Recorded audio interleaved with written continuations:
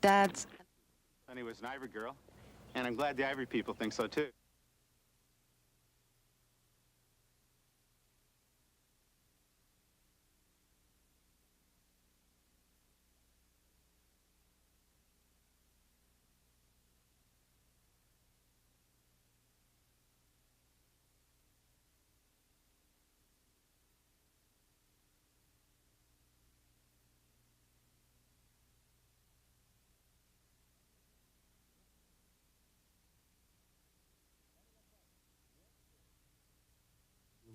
Great.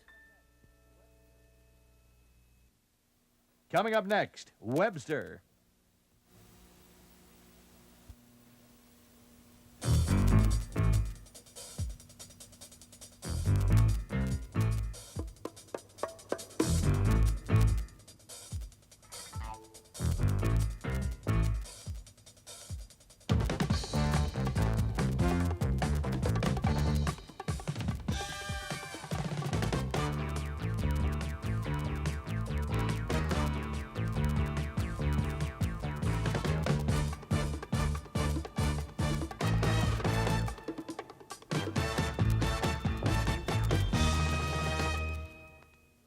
Good morning.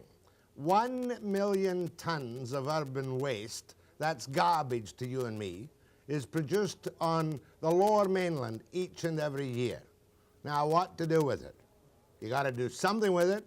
You can't leave it stacked in back alleys. You got to get rid of 1 million tons of garbage a year. Now, we all know that we're all for big new garbage dumps, but we don't want them in our backyards. And in the long range, a place like this. Beautiful place like Pitpolder. See it? Isn't that just gorgeous? Not far from Vancouver. May one of these days look slightly differently. And it might well look like this. A haven for seagulls, a haven for foul-smelling odors, possible housing sites in the future. But I have an idea. I'll tell you where we could put a lot of the garbage each and every year. In that wonderful new garbage site down beside the Cambie Street Bridge. The stadium. There it is, filled with garbage. And at least the people in Pitt Meadows and Pitpolder and Derby Reach out at Langley would be happy to see that. But this morning we're going to have a serious interview with two men who are experts in garbage. And I'm not one of them. I operate a different kind of garbage. Jack Loucks, the mayor of North Vancouver City, nothing to do with the district, and chairman of the GVRD Waste and Water Management, and Doug MacKay, he calls it MacKay, the operation commissioner for the GVRD, water, sewage, drainage, and pollution. So we'll decide this morning, perhaps, or you'll learn if the garbage is going to be in or near your backyard sometime in the future. And then I want you to take a look at an old car. It's a classic old car. It's a 1956 Chevy. And it's sitting seized by all the power of the Redcoats, the RCMP, down in some open-air place at Mission, rusting happily away. And the unhappy owner is Mrs. May Nichols. That's not her. There she is. Mrs. May Nichols from Ferndale, Washington, who is an innocent victim of Customs and Revenue Canada, I should say, Revenue Canada intransigent red tape, if red tape can be intransigent. But first for the garbage, after the break.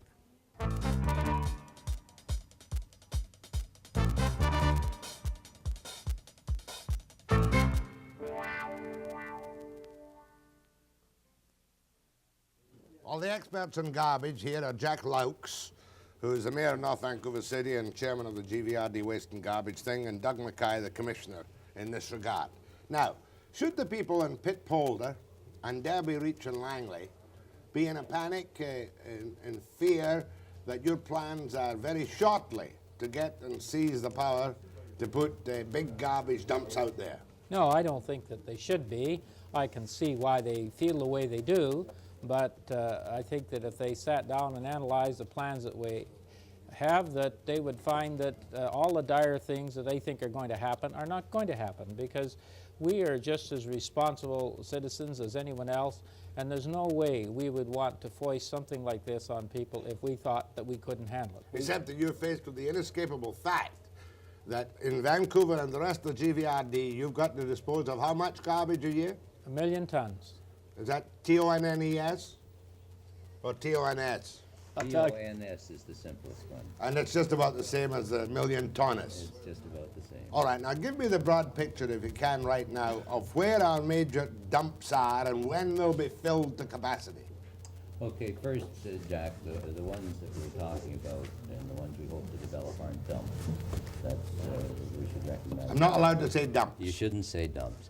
In the region, the biggest one is the one operated by the City of Vancouver at Burns Bog, and they've been there for a number of years, and it's got variously 30 to 40 years of life. So Okay, the City Burns of Bog. Vancouver is well looked after, right? Now, let me get that clear. Burns Bog is exclusively for Vancouver City garbage. And Delta.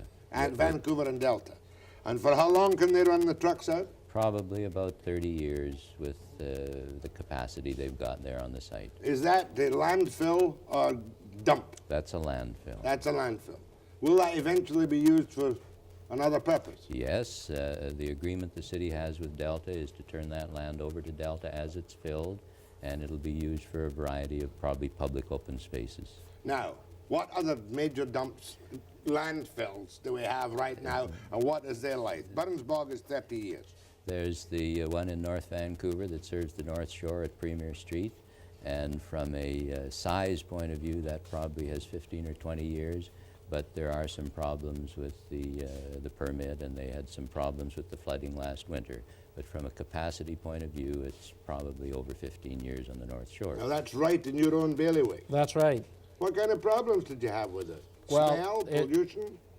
They had a flooding problem. They've also had a leachate problem. It's located in the district, but it serves North Vancouver City, District, and West Vancouver. And then the flooding created a big problem, but the other problem is the fact that they have been piling the garbage high enough that people who hadn't seen it before can now see it, and therefore there's a visual aspect to it that's bothering them too. But you've got to continue to pile it higher and higher and higher for 15 years. No, we don't. They've been fixing up a new place immediately north of the present landfill, but adjacent to it, and they are going to start to fill that. But first they had to put in the proper drainage in that so they could control the leachate, and they piled it a little higher than they intended to. Are you going to fix it? Yes, they're going to fix it.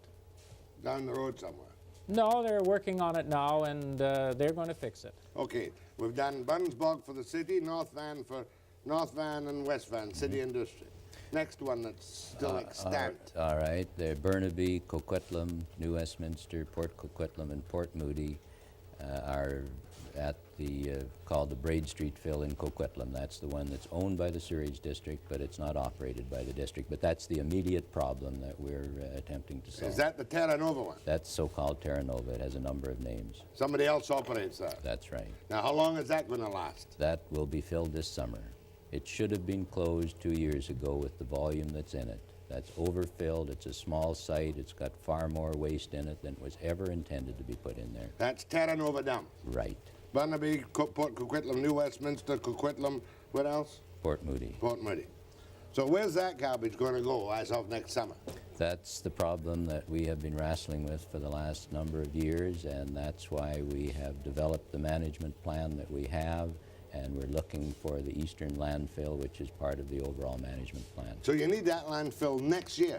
No, we don't think it's possible or even practical to have waste going into an eastern landfill this summer, but we need to make some permanent arrangements, and the waste that's coming from those 5 communities will need to go into the existing landfills in the region until the permanent landfill in the eastern part is Then we developed. come to this. Doesn't Surrey have a landfill? Surrey has a landfill just on the eastern side of the Port Mann Bridge, and that has a number of years left, and I'm not certain of the capacity. But going up the valley, there are problems also. Langley Township itself has a landfill that only has a very limited life, 5 years probably. Maple Ridge has a landfill that serves Maple Ridge and Pitt Meadows, and I understand that's to close by the end of the year. So this isn't a problem that just relates to the communities that we're see, talking the picture about. you get really is that it's the people in the populated part of the lower mainland who are trying to dump their garbage out in the green and pleasant countryside. There is some truth to that. There's some truth to it. Mm-hmm. But you make the point, Commissioner MacKay, that Maple Ridge is pretty nearly full. Langley Township has problems. How about the other places in the valley? Well, as you go further up the valley, of course, there's more space and fewer people. So the problem isn't as severe because it's people that create the problem. So then we come to your long-range management plan. And we'll talk about the long-range management plan of the Greater Vancouver garbage experts. And I'm not talking about elected officials, Jack. After the break.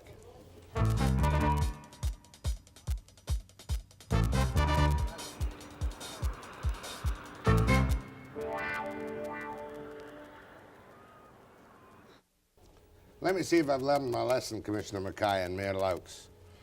Vancouver has specifically got 30 years in Burns Bog, right? North Van, for North and West Van, is good for 15 years, right? Burnaby Coquitlam, that's your big problem in the Terra Nova dump. That's going to have to be closed this year. Surrey is good for a fair time. I'm not certain of the date, but there's a number of years there. And then problems up the valley in places like Maple Ridge and Langley. So with Vancouver good for 30 years, how much area must you have? And where are your choice sites for your long range and your short range planning? Well, one, we'd like to have 400 to 600 acres so that we can have a long-range plan. And the two sites that we are looking at are Pitt Polder, as you mentioned, and the Derby Reach site out near Fort Langley. Those two sites we feel would provide us with the amount of area that we need for a long-term solution to our needs for a landfill.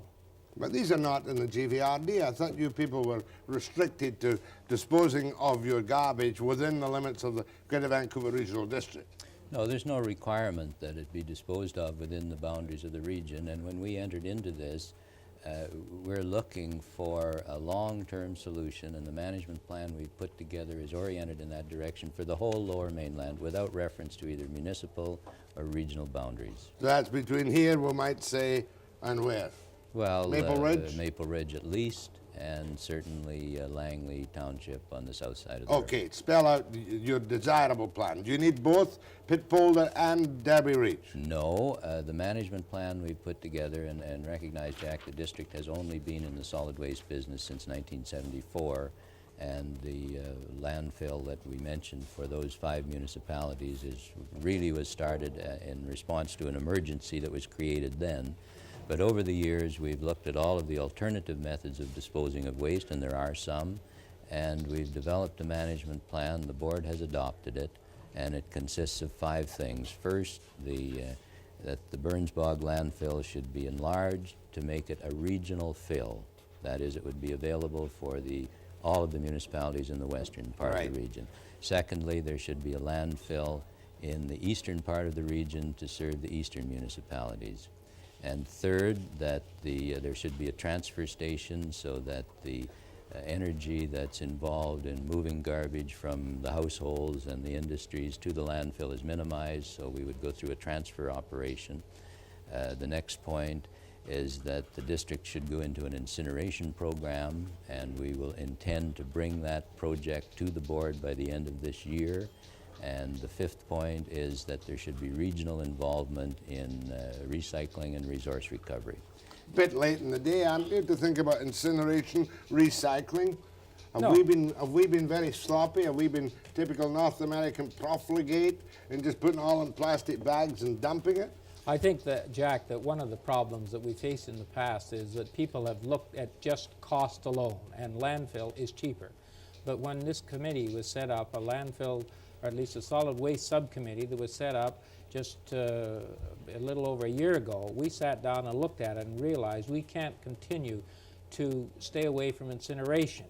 And so we feel that an integral part of our plan is to get started in incineration. The unfortunate thing is that a lot of people have some false ideas as to how good many of these systems are. There's a report here that Doug has brought along with him in which the GVRD made an extensive survey of incineration. And we intend to go into one of the systems that we feel will work, will help us solve the problem. Okay, I'm not an expert in garbage, but I know that in parts of Britain, they've been running generators for power from garbage for 50, 60, 70 years. Couldn't we have done something or do something like that? Certainly that can be done, and the incineration project that we're looking at will include energy recovery, probably with steam or hot water. But a lot of people suggest, what you're suggesting is that other parts of the world do things differently and that we're still in the 19th century and that we should be getting more modern. True or false? The facts of the matter, Jack, are that in Great Britain, 90% of the garbage is disposed of in landfill. Oh. And all throughout Europe, that same thing prevails. I think the smallest number, if my memory is right, is in Switzerland, and you can understand the reason immediately. And still, it's 30 or 40% of the garbage in that country is in landfill. In other words, we get impressed by a few show projects. Yes, and there's some magnificent projects in North America on incineration. But incineration, is it possible to ask you from your report, if you incinerated and it was socially acceptable and non-polluting or perhaps driving generators or not, take what, 5% of your million tons? No, if we went into full incineration and burning all of the garbage in the lower mainland, about between 60 and 70% of the refuse could be handled that way, but it would be tremendously expensive. Right. The cost of incineration, even with full energy recovery, is 3 to 4 times the cost of landfill, and the fact remains that under any management plan, regardless of what alternative methods used, a landfill is needed. That's why the essential and critical part of our plan is the eastern landfill and the western landfill. The others follow, but the landfills are needed in any event. In other words, 60 to 70% might be very desirable for incineration, but we can't afford it. Well, we're going to try to get as close to that as we can. Some of it. That's Well, right. I think you should also recognize, and sometimes I have difficulty understanding this mad desire to burn garbage, because there are pollutants from incineration as well, air pollution and nitrous oxides and sulfides and various You'd acids have and to really particulate matter. separate it meticulously to burn it pollution-free. Well, I don't think it's possible to burn it pollution-free, and even with the best of stack controls, and there are some good ones, there still will be emissions into the air. All right, next question. Recycling. In the 60s, there was a little bit of a fervor about recycling depots, bottles, newspapers. Is there anything serious that could be done on such a million-ton basis about recycling that would make $1? Cut down your garbage. I don't think it's going to cut it down significantly. We figure 5 to 15% is the most that it would cut it down. But we also feel that while it wouldn't pay for itself, one advantage would be that it would cut down to some extent on the use of the landfill. But I think that it's a matter of education too. I think that there's more can be done on recycling than has been done in the past. Does anybody, for instance, does any garbage system, waste management system, do forgive me, actually even go the length of taking newspapers from households which are recyclable and are worth a couple of dollars a ton? Does anybody do it? Yes, a number of places are doing that. We think in any recycling program, the large amount of effort has to be put in at the household, a little bit of effort by a lot of people, and we think that newspaper, bottles and cans can be recycled with source separation.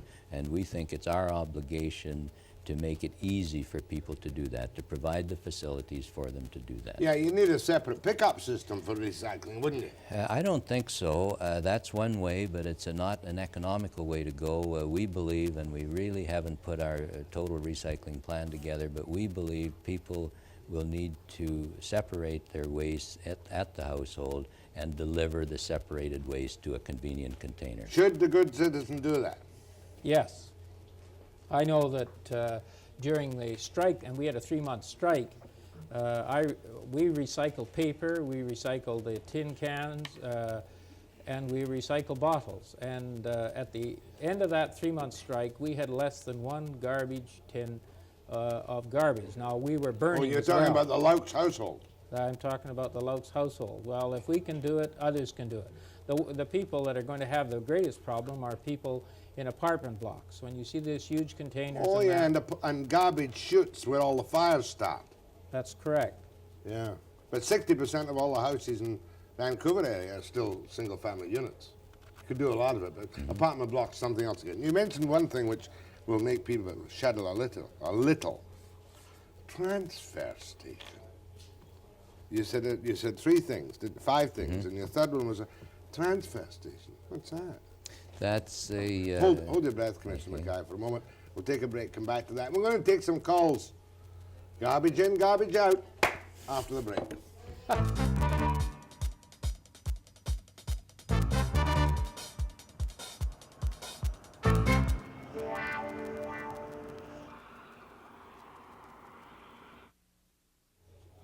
Are you a NIMBY?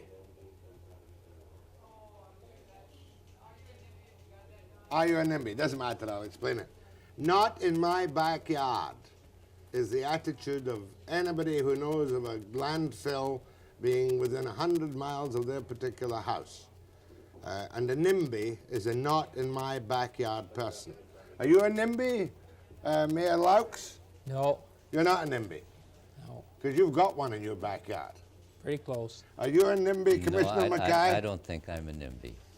But you don't have one in your backyard. I don't have one in my backyard. All right, now, we're now talking specifically. We've gone through your idealistic propositions about recycling. Incineration is practical.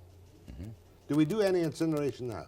Not here, not any other than in apartments and those places. Those that burn kind of some things. their waste. Transfer station. You were going to tell me I have a great vision of garbage dumps coming to some shopping center, dropping it, picking it up, and taking it out to landfill. Put me right. All right, a transfer station is like a large warehouse where the collection vehicles come, discharge their loads, and it's transferred into a larger vehicle so that one highway transfer trailer would take the contents of maybe 4 or 5 collection vehicles. You'd have a central transfer station. Have you got any thoughts of a site for such a Yes, place? the site will be on the Braid Street landfill. That's where we intend to have it.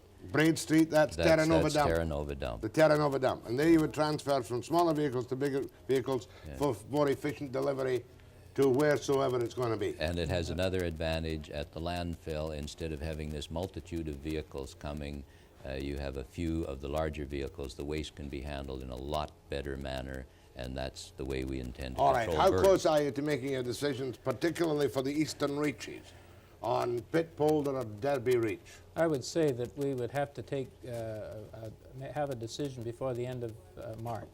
Where can you get the authority for such a decision if it's not within your political bailiwick, your boundaries?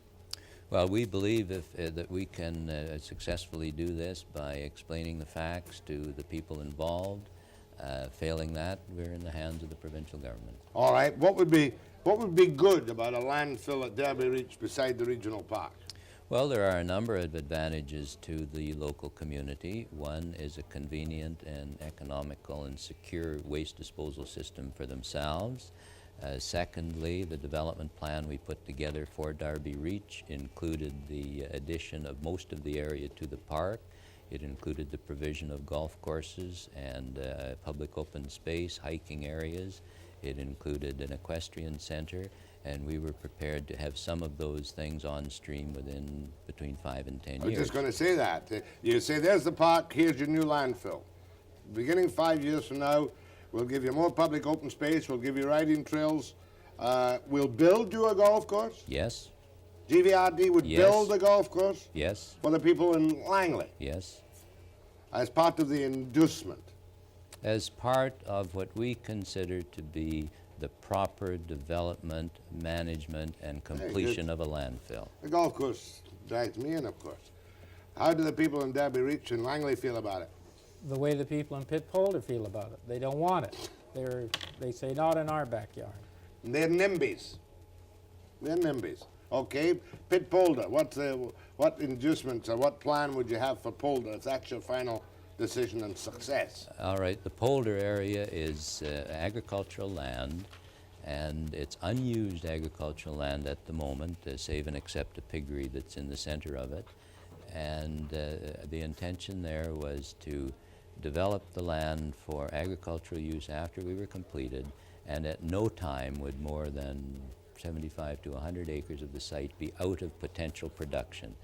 Now, we think there are some amenities we may be able to provide that would assist the people that are using the wildlife area to the north of it. We're reviewing our plans now. We've talked to a number of groups. We've found out what their concerns are. We're reviewing our plans to see what we can do there. The options are not as great as at Langley for improvement. You lean in the direction of Debbie Reach. I would say that In fact, either one is a good site. Does your plan express a preference between Debbie Reach and Pitt Polder? No, we think both of them would be best for the majority public interest. I must say that one of the concerns we've heard to do with the polder, and we also heard at Langley, is the traffic problem, even though it's limited to 20 or 30 or 40 transfer vehicles a day. Oh, silly question, maybe I missed this. Are you considering both these sites at the same time? Yes. To use both of them? No, only one. One of them? Yes. And Although looking at the future, it would make some sense to have a landfill on both the north and the south side of the river, just for economics and energy. Decision by the end of March. By the end of March. That's when I think we're going to have to make it. Otherwise, what do you do with the garbage? That's true. We'll find some solution. I don't know whether the stadium is available, but we'll find a solution. Well, there's always Lost Lagoon, Beaver Lake. What else? Oh, Queen Elizabeth Park. Burnaby Lake. Burnaby Lake, yes. Oh, West Vancouver, Ambleside Waterfront. That'd be a good place. Derek Humphreys would flip his casket at the very mention of it.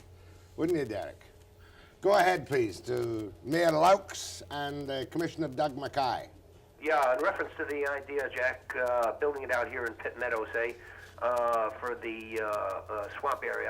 I've been around and I've seen areas where they have incinerators, and the amount of pollution that comes out of there, if the incinerator is built properly and everything, and electrostatic filters and spray filters put into it, that it does work. And the building that they can build, it would cost them less to turn around and build the building than it would be for the complete duration of the amount of garbage that they would truck from there out here to Pitt Polder to dump. Why not, if they want to turn around and do something like that, there's areas they can turn around and take it, dump it into a freight car, and then freight it out if they want to turn around and put it anyplace else. Does he make any sense to you, Commissioner? If I understand what he's saying, as far as the cost of incineration, that's not a fact. That the landfill will undoubtedly be less expensive than the incinerator. We've looked at, I think, all of the options for removing it from the region. We looked at coal cars to Sparwood. The economics aren't there, and I don't think the people in Sparwood would feel much different. You did look at putting an empty coal cars to go back to Sparwood yes, up yes, we did. We looked in at the that a Rockies. number of years I ago. found that was a shock. I was saying to him one day, and he indicated to me that they had looked at it and they knew reasons why it just wouldn't work. Sounds like not a bad idea. It sounds thought like it a was good a good idea. idea. When they turn around and they do something like this, you hear me? Yeah, I can hear you. All right, what they eventually going to do something, they're going to run into a problem like New York has, that they're going to have to truck their garbage out to the ocean and dump it. It's eventually going to come to that. We're going to land up living on areas that were going to be built on garbage. How would they like their houses being built on a garbage dump? Well, some very successful houses have been built on landfill sites. Have they not, Commissioner? Yes, they have. I'm thinking of is it Montcalm? Cab Street dump? Right. There are over 100 completed landfills in the city of Vancouver. 100? Of various sizes, some part of an acre, others larger. Good. Thanks for your call anyway, old chap. Go ahead, please. Yes, good morning, gentlemen. Where are you speaking from? Vancouver. Right, carry on. Yes, in regards to garbage, Yes. the 3-month strike that was on, we did an experiment in our household, and we virtually cut our garbage down to less than quarter of a can through recycling. And I think that basically you could cut down the volume by as much as 50% if it was recycled properly. By the householder. Either a householder, even in apartment blocks, if it was done. Well, I don't think... Tell him on that camera, Jack. Well, I don't agree with the estimate that he's made. We would say it could be cut down, if you're looking at the total system, by 5 to 15%. I think that when you look at a household, you're looking at just one household.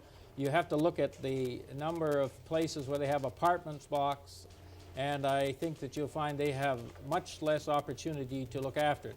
When we looked after it, we took our tins and we cut the ends out and flattened them.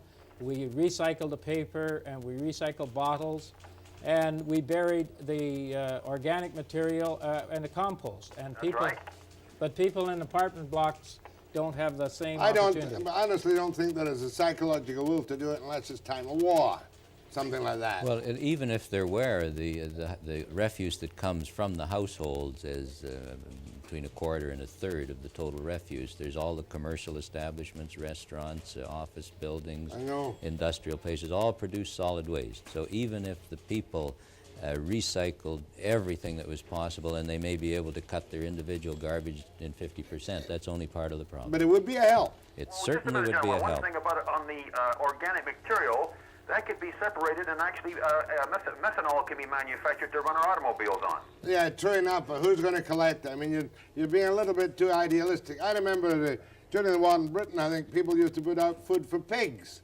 Pig swill, right? Freddie, you were there. You remember the first war, don't you? Pig swill. But we won't do that nowadays, and you wouldn't do it unless it was a national crisis. After the break.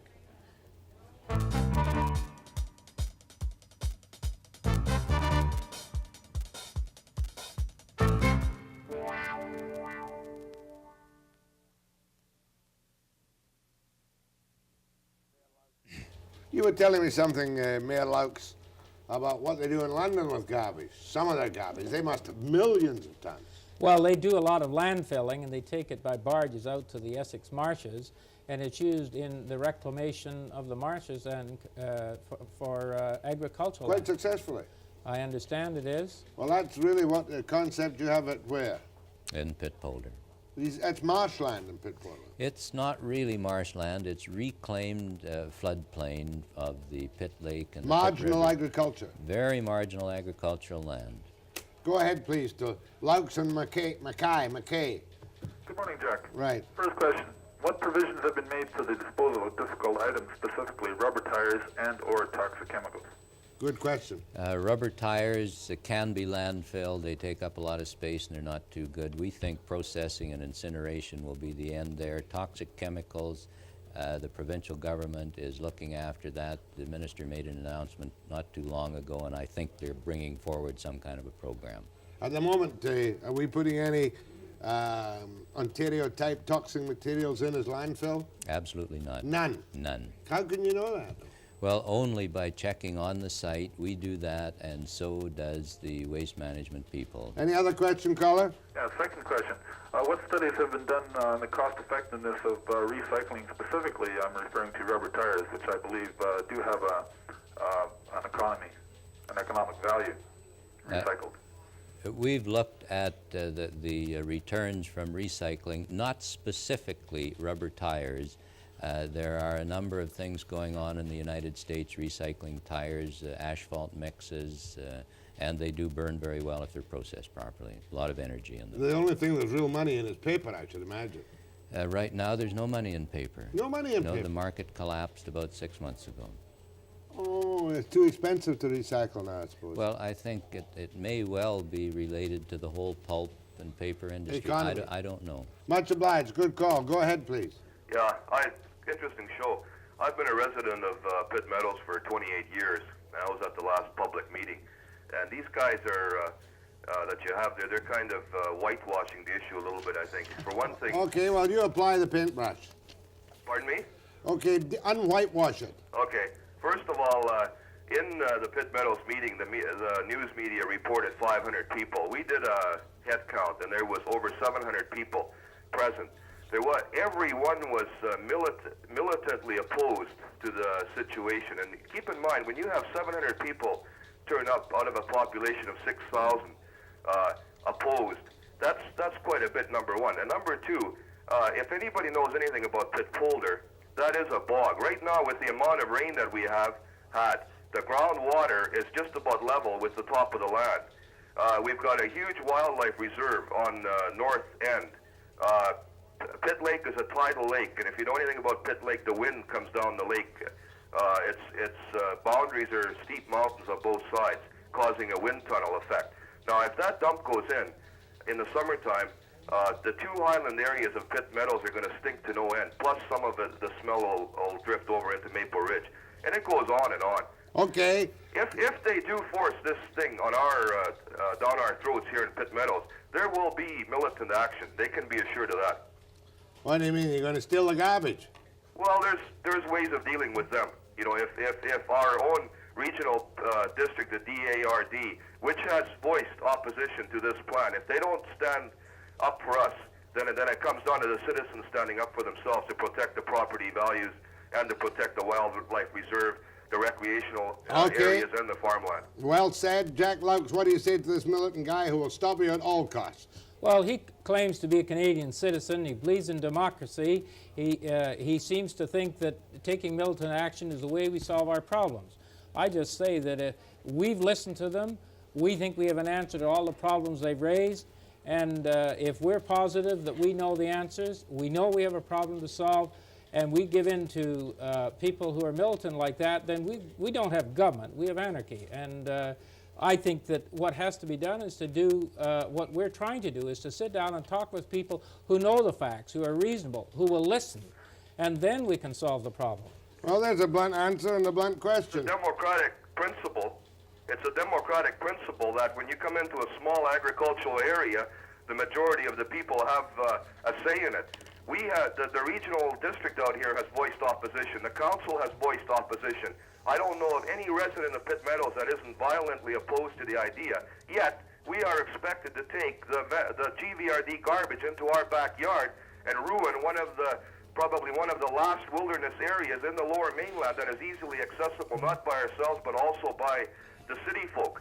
And if you go out to Pitt Lake on a summer weekend, there's canoeing, there's boating, there's fishing, everything's going on there. Most of the cars are from Vancouver. Okay, good point. Here's the mayor. Well, he's pointed out Pitt Meadows. Pitt Meadows sends their garbage to Maple Ridge, and they've been told they're not going to be allowed to send it after September the 1st. So they have a problem. Secondly, he is making predictions which he can't substantiate. We think we have answers to everything he said. We wouldn't have gone in and even seriously considered it if we didn't think that we had answers to the problem. Okay, bye. Much obliged for your call. Thanks. Go ahead, please. Yes, good morning, Jack. Yes. Good morning, gentlemen. This is a better program than I thought it was going to be. Go ahead, carry on. Yes, the previous caller touched on the smell that comes off one of these dumps. Now, I drive to work past the Terranova dump twice a day, and I, for the world, can't see why the people in the area put up with that kind of a smell. You know, it's just god-awful.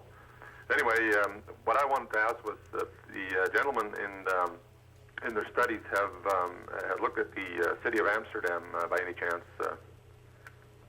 Have you looked at Amsterdam at all? Yes, Mr. Meckler, who made this alternative methods report, has been to Amsterdam. Yeah. And what do you think of it? I understand that my recollection is Amsterdam does some incineration and does some composting, and I believe there's a landfill involved, but I'm not sure of all the details. There's nothing specific that you can learn from Amsterdam which will solve your problems with the wave of a Dutch wand. There is no magic solution. Okay, thank you, sir. Go ahead, please. Yes, thank you, Jack.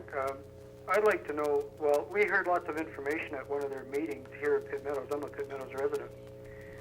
And the things that we heard about what they can and can't do, what will be done with the dump, all we need to do is look at their previous record of performance and all their other dumps to know that what they're telling us is garbage. Well, have you got a bad record? Well, where are the bad ones? What are the bad ones, caller? They've told us that they were going to quickly cover up the garbage to keep seagulls away. They've told us methods of preventing leachate and so on, and they themselves haven't done any of that in any of their other dumps. True or false? I think that he's misstating it. The point is this, that there's only one garbage dump that the GVRD has been looking after, and that's the one at Braid Street. And we don't use that as an example. When we took it over in '74, it was operated by a private operator under a lease contract. Yeah. And the circumstances were such that we continued it.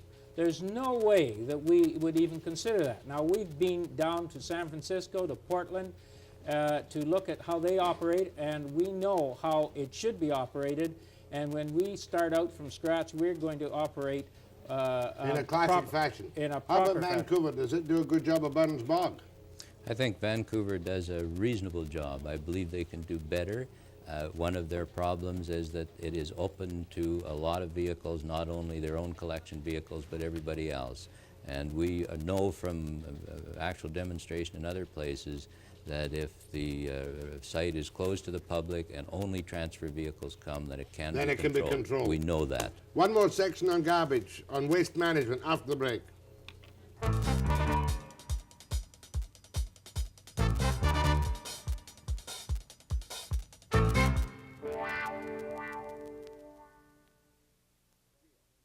By the end of March this year, the Greater Vancouver Regional District Water and Waste Management people who are here this morning, Mayor Loucks of North Vancouver City and Commissioner Doug MacKay, have got to make a firm decision.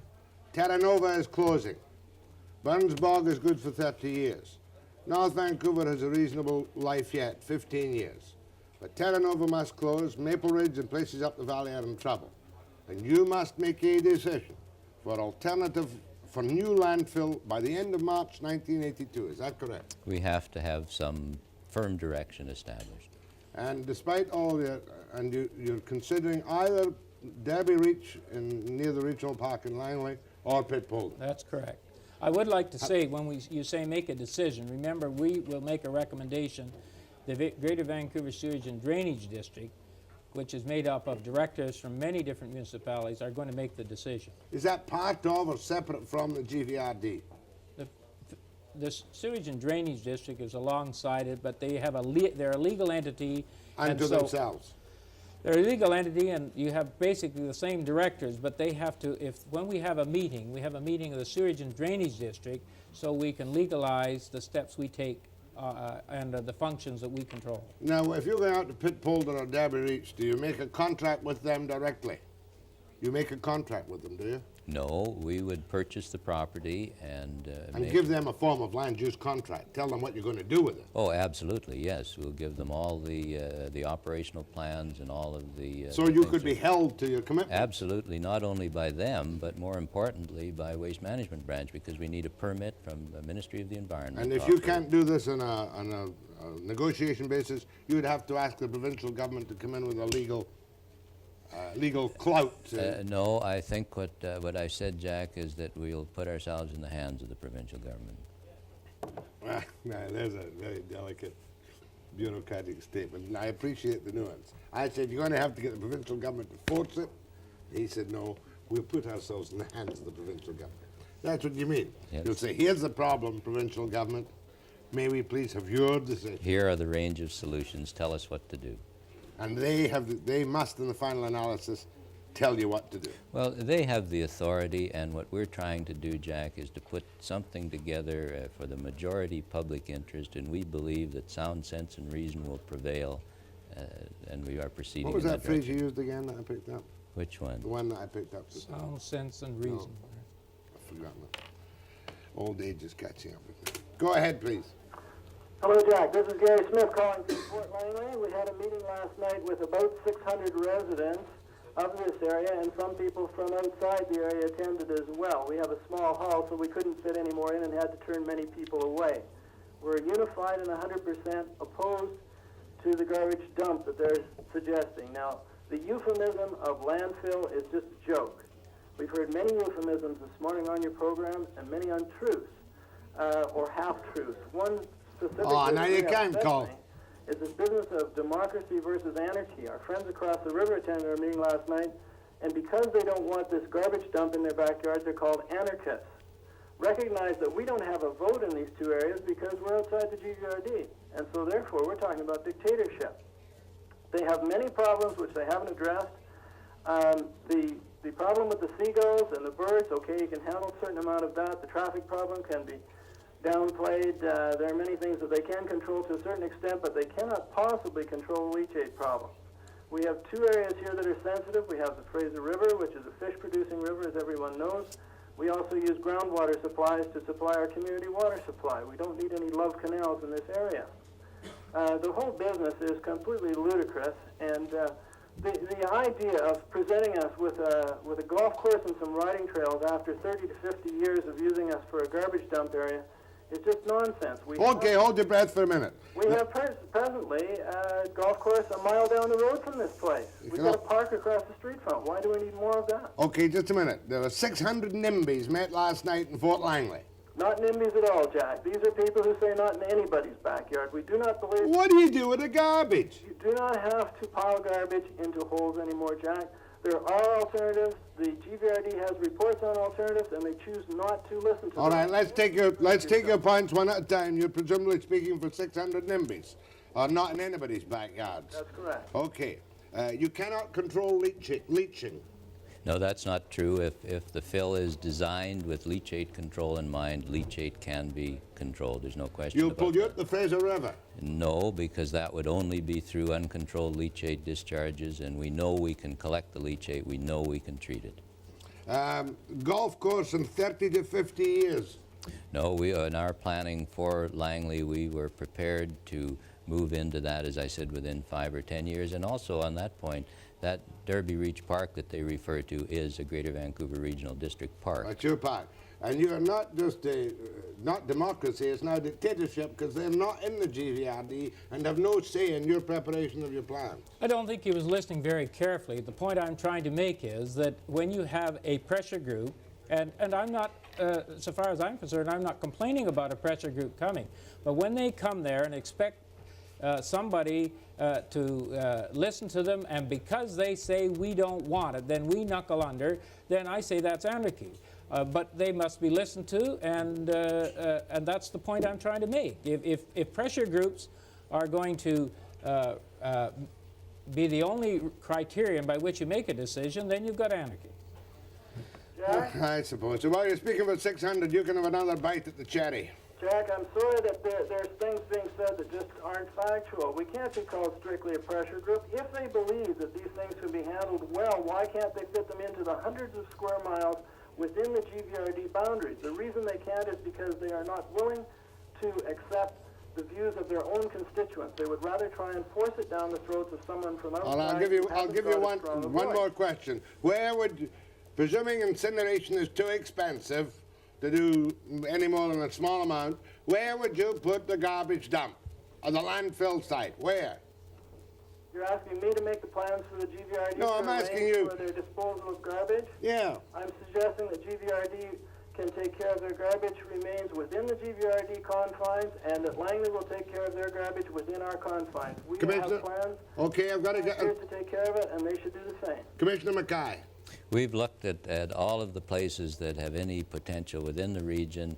The only one is the enlargement of the Burns Bog site or another site in Burns Bog, and that defeats the purpose of trying to separate the two for long-term economics. I think I agree with what Doug has said. I think it should be pointed out, too, that we provide services to Langley City. Not true. No, not the Langley District. I did say Langley District. Okay, gentlemen, I'm glad we did this program this morning. I'm glad you met last night, and we'll try and keep up to date on this NIMBY business and the garbage business, because as you say and I say, we all want to get rid of the garbage, but we don't want it in our backyard. And that's a fact. And thank you for your call, sir, and thank you, Commissioner MacKay, and to you too, Frank Jack Loucks. After the break.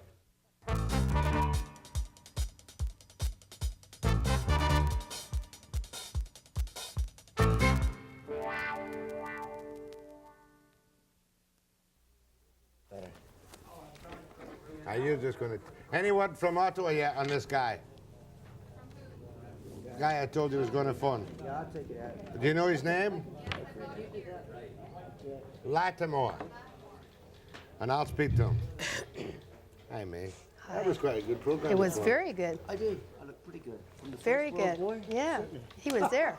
At least the wind, yeah. You're just more than a pretty face there, Webster.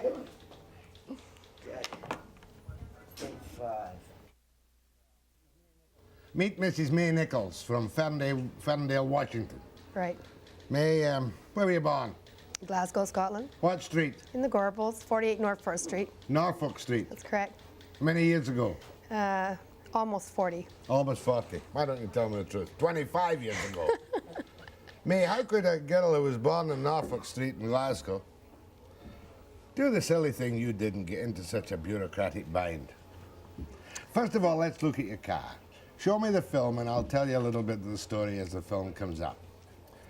May bought this car, you're going to see it in a moment, from a U.S. Customs officer, and she brought it across the border, and she told the Canadian Customs man she was going to sell it in this country. And he just waved her through. So she puts it up for sale. Whose house was it you put it up for sale at? My brother-in-law in Mission. And she had a for sale sign on it even when she crossed the border. And then what happened? A few days before I went to pick it up, RCMP came over and seized it. That was Corporal Lifton. That's correct. Seized it very nicely. Oh yeah, I took it away at the tow truck, and But I haven't seized it. seen it for 6 months. Now, we went out and saw it. Where is it now? It's in Abbotsford, in a compound. In a compound. Now, is this a very special car? It is, because it's a classic. Okay, tell Yes. me about the car. I bought it because, Oh, that's the rust on it where it's lying in the old dump now. yeah, see, there was no rust on it, Mr. None at Webster. all? No, it was in very good You shape. can call me Jack, mate. Okay, Jack. It was in very good shape when I bought it. The customer. There it is. Right. 1950 what? 1956 what? Chevy. It's quite a classic car. It is. And you were hoping to sell it for how much in Canada? 35 or 4,000 Canadian. You're joking. I paid 25 American for it. And you did it up and titted it up? It's got, yes, and it's got all kinds of extras in the trunk. You know, the back lights are extra, and extra parts that are worth a lot of money. And How long has it been standing in the grime and the rain and the snow at Mission? it hasn't been looked after or cared for 5 months, and I'm concerned that the car won't be as valuable or as well looked after as if I was looking after it. All right, now we'll go back to the very beginning. When was it you came across the border with the car and what happened? About the middle of September, and the border guard asked me if I had anything to declare, and I said no, that I was taking my car to Mission to have a photograph taken of the car and to put it up for sale in either country. You know, I was Okay. going to be one of these buy and sell magazines. They were going to come and take a photograph. Did you have a for sale sign on the car? Oh, definitely. The for sale sign has never been off the car. And you brought it through the Canadian Customs? Yeah, that's correct. And you In told the Sumas. guy, nice Yes. fella, Very nice. I'm going to bring this up and sell it. And what did he say to you? He said that he asked me the year of the car, and I told him, and he just waved me through. 1956. It's almost an antique, isn't it? Well, yes, it's 25 years old, just about. So and then you took it to your brother-in-law's Mission. That's correct. He wasn't home at the time, so I just left it there and put the keys in his kitchen and went to work in Port Roberts. Then what happened? Before I had a chance to get back to Mission to pick up my car again, the RCMP had come, Constable Lifton, and told my brother-in-law that because the car had no previous import tax paid on it, that he was seizing it. And I wasn't made aware that there was an import tax to be paid before I sold the car. I understood that there would probably be a tax after I sold the car, but not before. Now, did you ever tell the Mountie or anybody else that a customs officer had waved you through the border after you telling him you were going to sell the car? Well, how else can I get through the border? You have, you know, they either stop you there or they let you through. So, but did you tell the Mounties? Oh yes, yes, they were made aware of it. And what did they say? They have they don't listen to you. They just said I had to write to Ottawa and tell Ottawa my story. In other words, I mean, I'm interested in it because, one, the delay in dealing with your appeal, and secondly, because somebody might have turned around and said, look, take it back across the border and we can save an awful lot of hassle and we won't fine you for bringing the car in. Right. Did anybody ever suggest that No, to you? Constable Lifton was not the least bit interested in listening to me at all. He just said that if I wanted to appeal it, that I could write to such and such an address.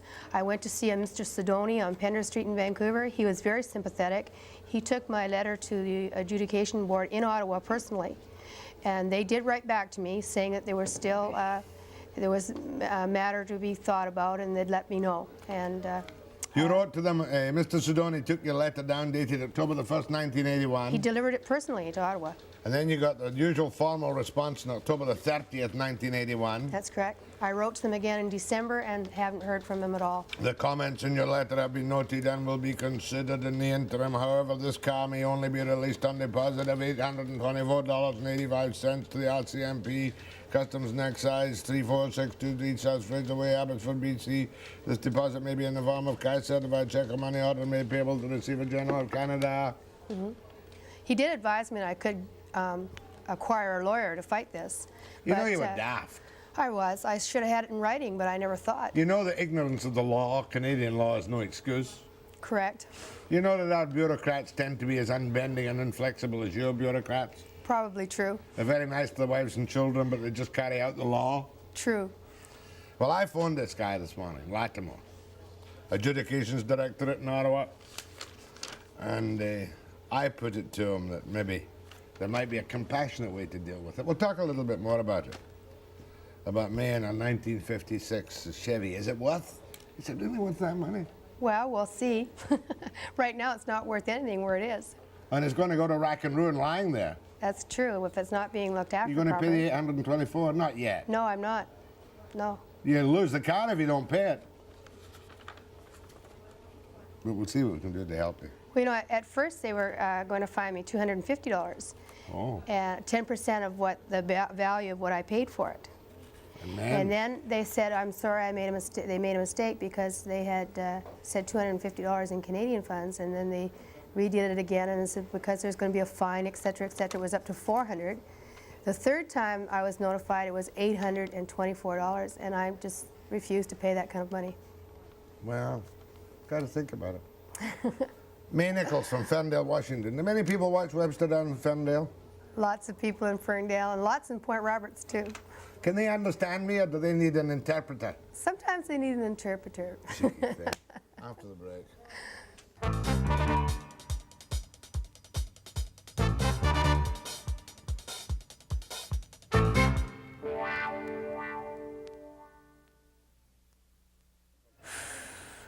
May Nichols is from Ferndale, Washington. She's a woman who'll go down in history as coming through with a 1956 Chevy with a for sale sign on it.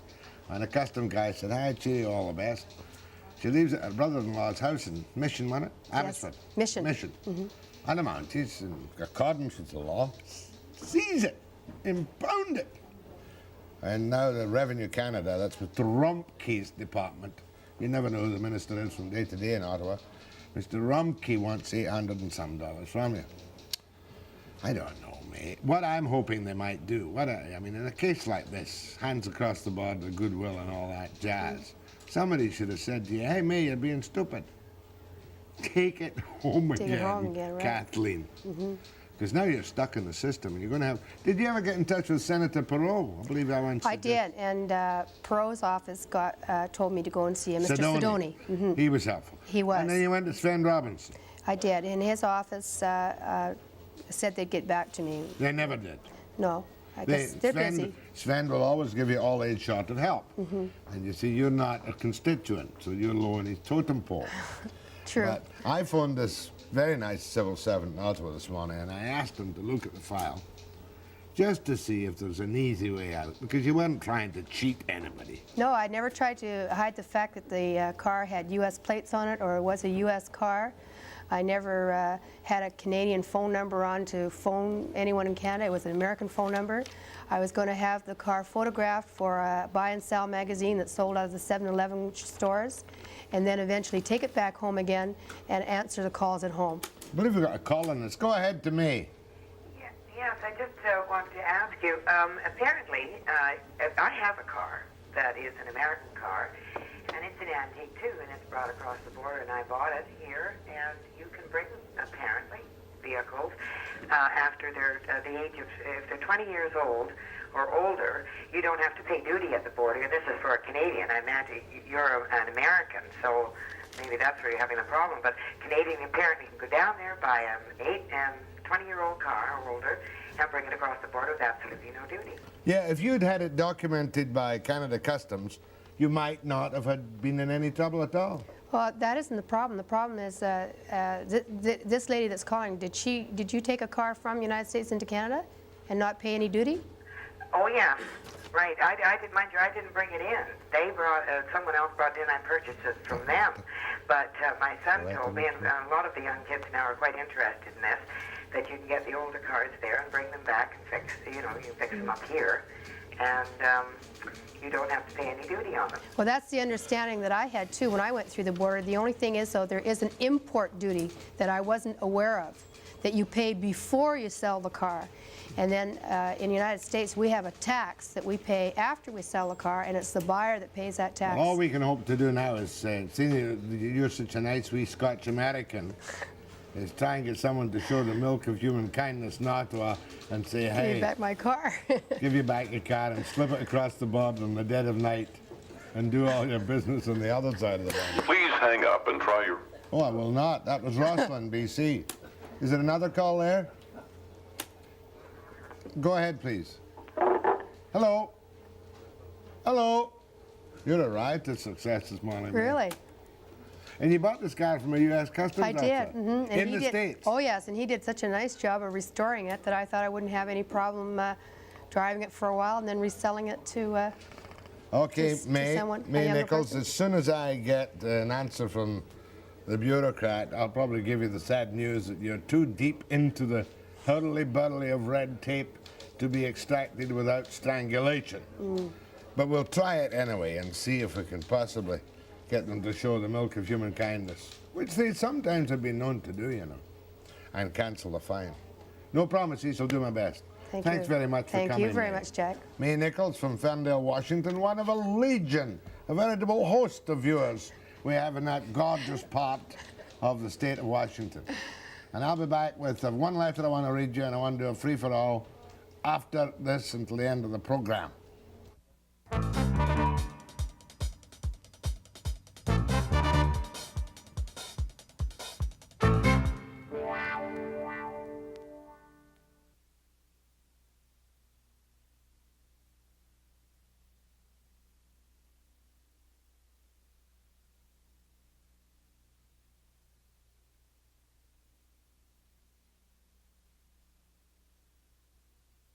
Want him back here. Well, we've got 10 minutes to play with. Don't worry about the noise, it's just the moving furniture around here this morning. We've got 10 minutes to play with, and I want, first of all, to show you a very cogent letter from a Mr. K. Allen at Smithers, BC, with particular reference to money being spent down on the Lower Mainland in reference to Smithers. And as soon as the letter is ready, we'll read it to you. It is particularly annoying to the people of North Central BC to hear of the millions being spent or contemplated for the sports complex, or rapid transit and Pier BC, when we can't even get a 20-mile stretch of gravel road between Grand Isle and Smithers that would give reasonable access to a hospital and shopping facilities. This 20-mile stretch would cut a 70-mile trip to about 30, which could be a vital life-saving factor in an emergency.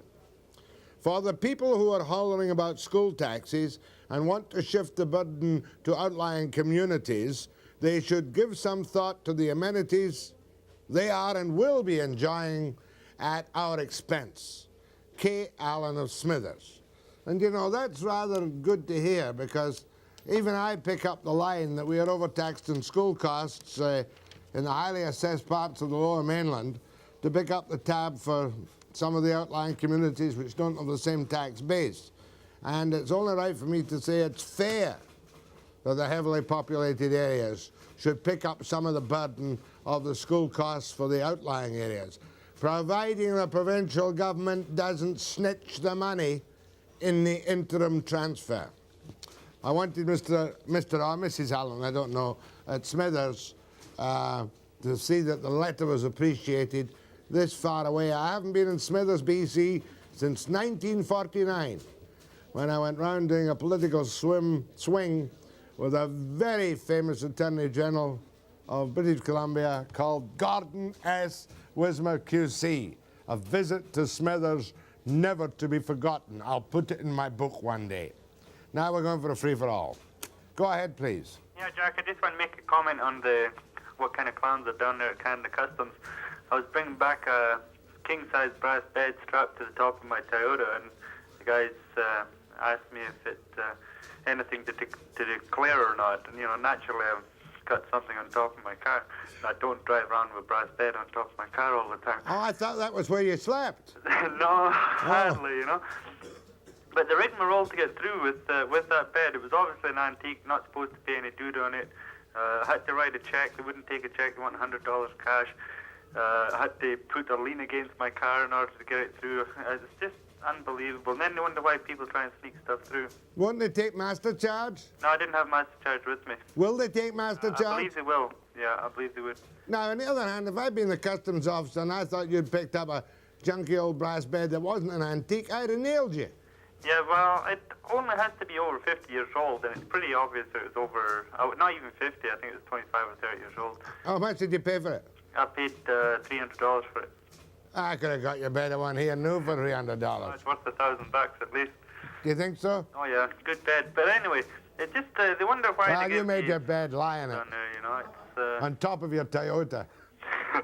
No, they're all right, the customs. Okay. Don't knock the customs people. No, They're I always will. very... I've had so much trouble down there. It's unbelievable. Look, they're always very nice to me. I won't have them knocked in this program. Cheerio. Okay.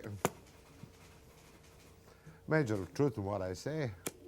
Go ahead, please. Hello? Yes. Jack. Point me to the camera, yeah.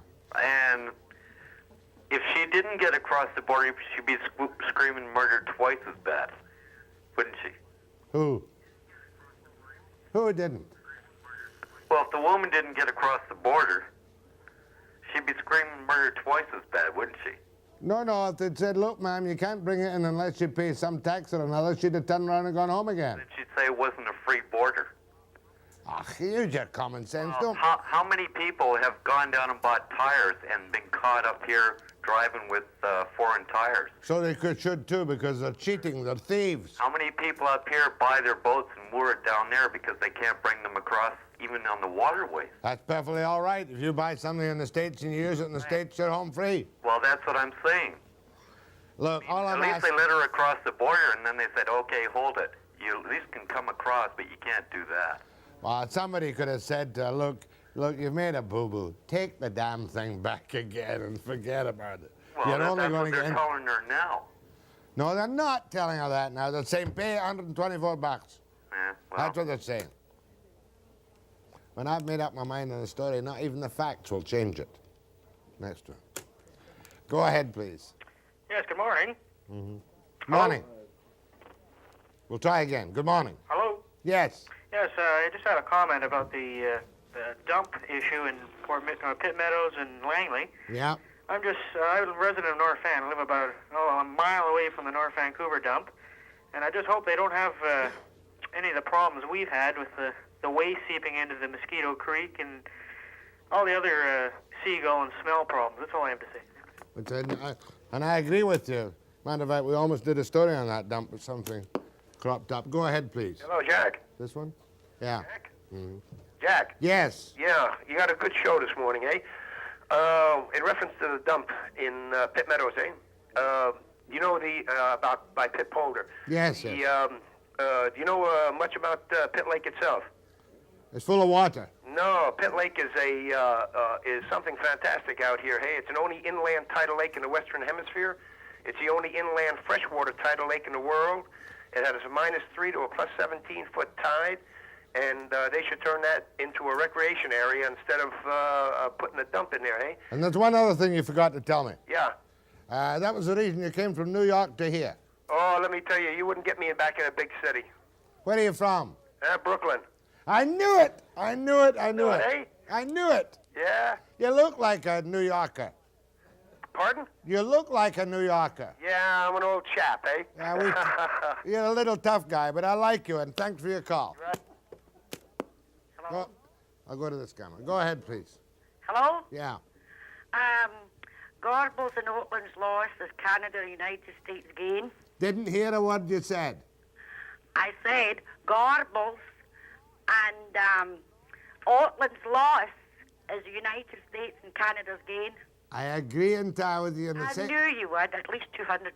And the same applies to Battlefield's loss is BCTV's gain. Oh, aye, at Ibrox or possible part. But anyway. What a lovely Polish accent you have. Isn't it? Oh, you ought to hear me speaking the Dutch.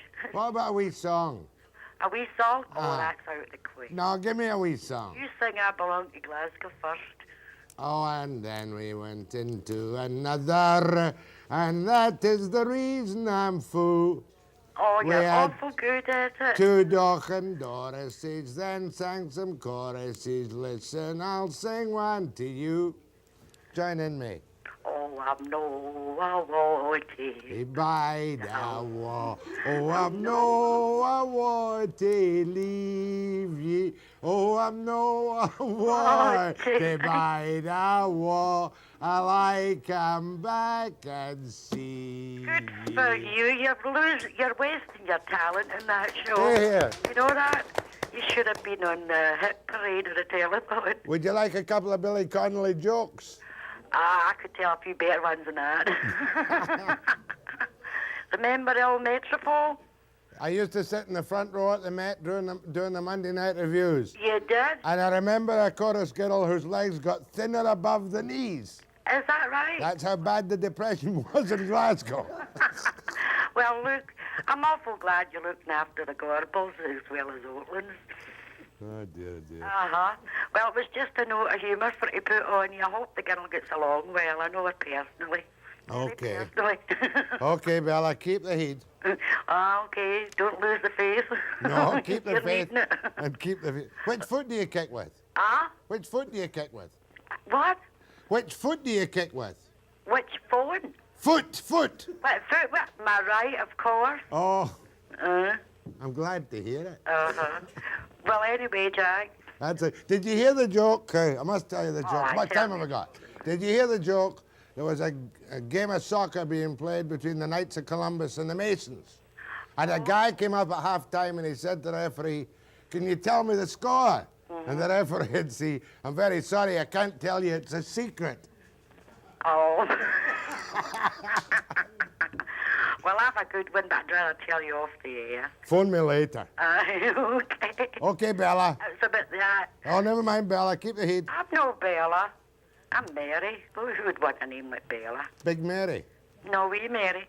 Is that May's ma? I'm not going to say. Are you? That's her wee ma. Are you May's ma? I'm her ma. Are you your ma's big Humpty Dumpty Wayne? No, I'm glad I wasn't Humphrey Backett either. But I had an uncle that was Humphrey Backett from carrying messages for the coal. Is it? Did he get coal for money? Did he sell coal for money? No, you're talking about the wee queens now. Oh, sorry, her bloke was always coal. Is it time up? Okay. Okay, Ms. Moore, keep the heat. Okay. Bye, bye. After the break.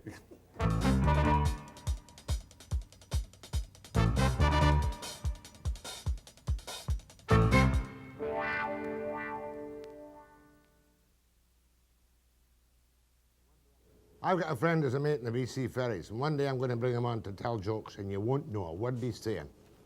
Angus, you listening this morning? Tomorrow's what day? What day is tomorrow? Wednesday.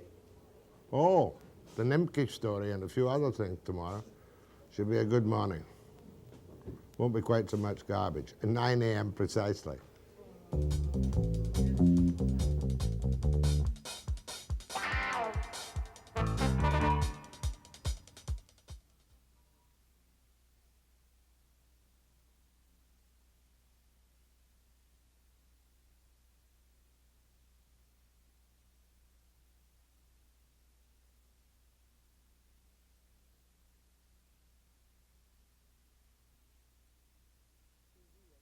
Garbage this high on Check TV at midnight precisely.